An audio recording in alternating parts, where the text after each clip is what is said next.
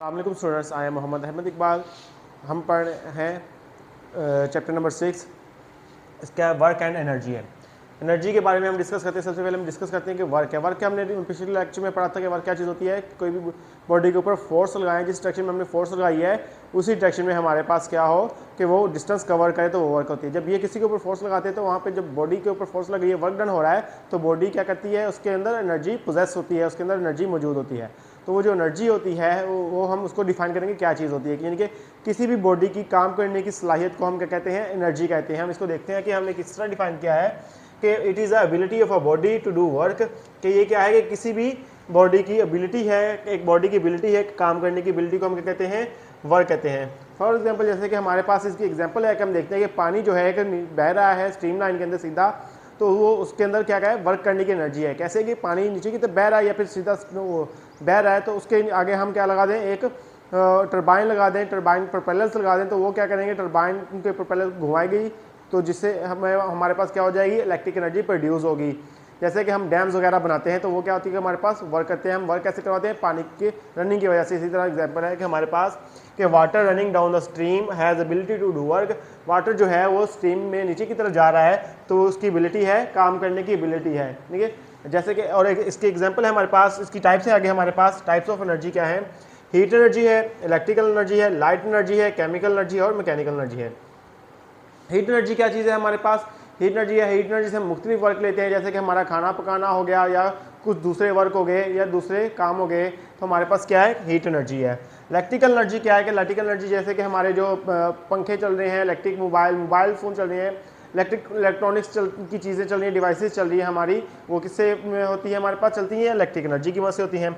Light energy होगी, light energy की रोशनी की एनर्जी है। जैसे कि हम सूरज की रोशनी है हमारे पास आती है, उसके अब हम क्या धूप में क्या रखते हैं, अपने सोलर पैनल्स को रखते हैं, सोलर सेल्स को रखते हैं, तो उससे हम क्या कहते हैं, एनर्जी को, सोलर एनर्जी को किस में कन्वर्ट कर देते हैं, इलेक्ट्रिक एनर्जी में कन्वर्ट कर देते हैं। तो ये हमारे पास क्या होगी है, लाइट एनर्जी होगी है। आगे है केमिकल एनर्जी है। केमिकल एनर्जी भी प्रोसेस होती है। जैसे कि हमारे पास छोटे छोटे सेल जो होते हैं मुख्तलिफ वोल्ट्स के, वो क्या होते हैं कि उसमें होते हैं केमिकल होते हैं, केमिकल रिएक्शन होता है, तो एनर्जी किस में कन्वर्ट हो रही है, इलेक्ट्रिकल एनर्जी में कन्वर्ट हो रही होती है। तो वो भी हमारे पास क्या है कि केमिकल एनर्जी है। हमारे पास मौजूद है कि केमिकल एनर्जी को किस में कन्वर्ट कर देते हैं, इलेक्ट्रिकल एनर्जी में कन्वर्ट कर देते हैं। छोटे सेल जिससे हम रिमोट्स लाते हैं, टीवी के रिमोट्स लाते हैं, बच्चों के खिलौने चलते हैं, ये चीज़ आ गई है। मैकेनिकल एनर्जी है। मैकेनिकल एनर्जी में क्या चीज़ होती है कि बॉडी की मोशन की वजह से होती है, पोजीशन की वजह से होती है, तो वो क्या है हमारे पास, मैकेनिकल एनर्जी है हमारे पास है। आगे मैकेनिकल एनर्जी है। मैकेनिकल एनर्जी की डिस्कस करेंगे मजीद। तो मैकेनिकल एनर्जी की दो टाइप्स हैं, एक काइनेटिक एनर्जी है, एक पोटेंशियल एनर्जी है। हम इसमें डिस्कस करेंगे अपनी काइनेटिक एनर्जी को। सबसे पहले डिस्कस करेंगे काइनेटिक एनर्जी क्या चीज़ होती है।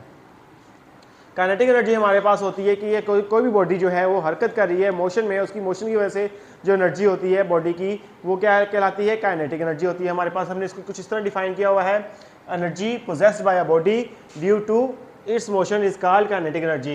एनर्जी जो किसी भी बॉडी में मौजूद हो, किस वजह से हो, उसकी मोशन की वजह से हो, क्या कहलाती है, काइनेटिक एनर्जी है। जैसे कि कोई भी बॉडी है जो हरकत में है, मोशन में है, उसके अंदर जो एनर्जी होगी वो हमारे पास क्या होगी, काइनेटिक एनर्जी होगी। इसकी एग्जांपल हमारे पास हमने ली है, विंड ली है, हवा ली है। हवा क्या होती है कि चल रही होती है, मोशन में होती है, तो ये भी क्या है कि हमारे पास इसमें एनर्जी मौजूद होती है। कैसे, अब काम करने की एबिलिटी मौजूद होती है। जैसे कि सेलिंग बोट्स हो गए हैं, कश्तियाँ जो चलती हैं हमारे पास, उसके आगे सेलिंग बोट जो होती हैं हवा की मदद से चलती हैं। आगे समंदर या पानी के तालाब वगैरह होते हैं, उसमें थोड़ी थोड़ी हल्की हल्की लहरें आ रही होती हैं, तो आप उनको देखते हैं, तो वो भी हमारे पास क्या है, किस वजह से होती हैं, पानी की वजह से होती है, वो विंड एनर्जी की वजह से होती है हमारे पास है। इसके अलावा हमारे पास क्या होती है, ड्राइव विंड मिल्स होती हैं हमारे पास। विंड मिल्स होते हैं जैसे कि बड़े बड़े पंखे लगे होते हैं ऊंचे ऊंचे, तो वो क्या करते हैं, घूम रहे होते हैं, और जो उनके साथ टर्बाइंस लगी होती है जो इलेक्ट्रिकल एनर्जी हमें प्रोड्यूस करके दे रही होती हैं, जिसको हम मुख्तलिफ कामों में इस्तेमाल करते हैं, तो ये भी हमारे पास हो जाती है, विंड एनर्जी हो जाती है। आगे इसकी काइनेटिक एनर्जी की हम एक्सप्लेनेशन देखते हैं। अब ये देखते हैं कि हमने एक हमारे पास लेट कर लेते हैं कि हमारे पास क्या है, एक मैस है, यहाँ पे एक मैस पड़ा हुआ है, उसके ऊपर हम क्या करेंगे, फोर्स लगा रहे हैं। जब किसी बॉडी के ऊपर फोर्स लगाते हैं तो वो क्या करती है कि डिस्टेंस कवर करती है, कि हम कहते हैं कि लेट इसने डिस्टेंस कवर किया इस पॉइंट से इस पॉइंट तक, उसको क्या हमने नेम दे दिया है, एस नेम दे दिया है हमारे पास, यानी कि जितना डिस्टेंस कवर किया है एस किया है। अब जिस वेलोसिटी के साथ उसने डिस्टेंस कवर किया, यानी कि यहाँ पे पहले बॉडी को हमने मूव करवाया तो v थी, v कराने के बाद हमारे पास यहाँ पे हमारे पास इसकी वेलोसिटी v थी, जब यहाँ पे पहुंची है तो ये क्या आ गई है, रेस्ट की हालत में आ गई, तो ये हमारे पास क्या आ गई है, फाइनल वेलोसिटी जो होगी है vf होगी है हमारे पास, यहाँ पे रेस्ट होगी तो ये क्या हो जाएगी, जब रेस्ट की हालत में आ जाएगी तो फाइनल वेलोसिटी हमारे पास क्या हो जाएगी, 0 हो जाएगी। तो और जो v होगी हमारे पास, ये इनिशियल वेलोसिटी क्या आ जाएगी, vi हो जाएगी। इसी तरह हम देखते हैं कि हमारे पास जो है कि काइनेटिक एनर्जी ऑफ बॉडी है, यानी कि बॉडी के अंदर जो काइनेटिक एनर्जी है वो क्या होती है, work done it due to motion, its motion, due to its motion जो होती है हमारे पास है, work done by a body due to इस मोशन। यानी कि हमारे पास काइनेटिक एनर्जी क्या होती है कि किसी भी बॉडी का वर्क डन होता है उसकी मोशन की वजह से। तो हम यूँ कुछ इसको लिख सकते हैं हमारे पास कि वर्क डन क्या होता है हमारे पास, के ई, यानी कि काइनेटिक एनर्जी जो होती है हमारे पास वो किसके इक्वल होगी है, हमारे पास वर्क डन के इक्वल होगी है। और वर्क डन क्या होता है हमारे पास जो वर्क डन होता है हमारे पास वो किसके इक्वल होता है, फोर्स साथ मल्टीप्लाइड बाय डिस्प्लेसमेंट होता है हमारे पास, यानी कि वर्क डन जो हमारे पास ये मौजूद हो गया। आगे हमारे पास हम देखते हैं कि इसको कि हमारे पास हम मज़ीद एक्सप्लेनेशन करते हैं कि second Newton second law of motion है, Newton's second law of motion. Newton second law of motion क्या है हमारे पास, F is equal to ma है हमारे पास है। F क्या है हमारे पास, फोर्स है, m क्या है, मैस है, और a क्या है, एक्सेलरेशन है। अगर हमारे पास a इधर आ जाए तो ये क्या आ जाएगा, a is equal to f over m आ जाएगा। अब मैं यहाँ पे नेगेटिव साइन लगा देता हूँ, नेगेटिव साइन लगा रहा हूँ, नेगेटिव साइन शो कर रही है कि हमारे पास कि ये जो है बॉडी की मोशन जो है हैज़ एन अपोजिशन, हमारे पास क्या है कि बॉडी की मोशन की एक अपोजिशन भी मौजूद है, यानी कि एक रेजिस्टेंस मौजूद है। तो इसी वजह से हम यहाँ पे क्या लगा देते हैं, एक नेगेटिव साइन लगा देते हैं, नेगेटिव साइन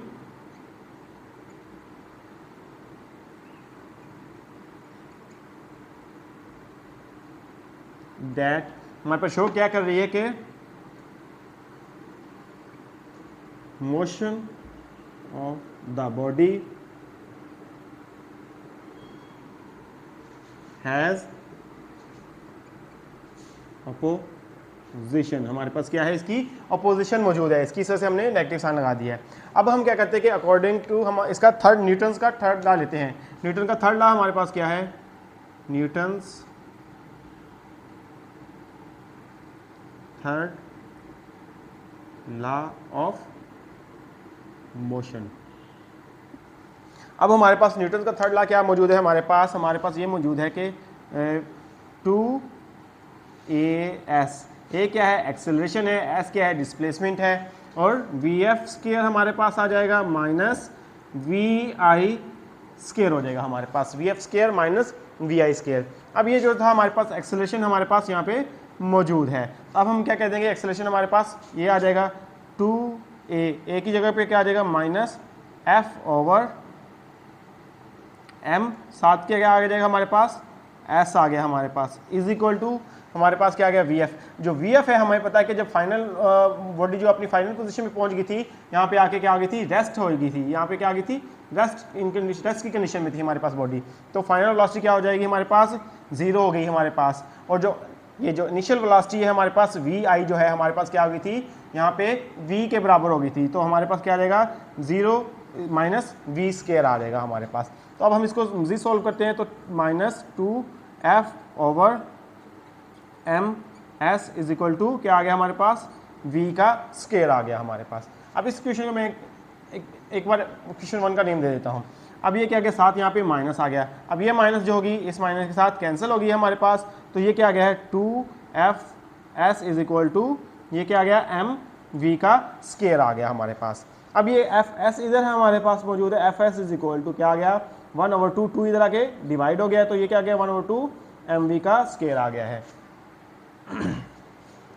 तो आगे हम चलते हैं कि हमारे पास तो क्वेश्चन 1 थी, जो मैंने क्वेश्चन 1 का नाम दिया था, F W is equal to kinetic energy किसके इक्वल होती है हमारे पास, work done by body due to इस मोशन, इसकी मोशन की वजह से होती है हमारे पास, ये क्या आ गई है, काइनेटिक एनर्जी आ गई है। तो ये हमारे पास हम यूँ लिख देंगे इसको, के ई इज इक्वल टू हमारे पास क्या आ जाएगा, 1/2 mv स्केयर आ जाएगा। ये हमारे पास रिलेशन आ गया है, काइनेटिक एनर्जी का हमारे पास रिलेशन आ गया है।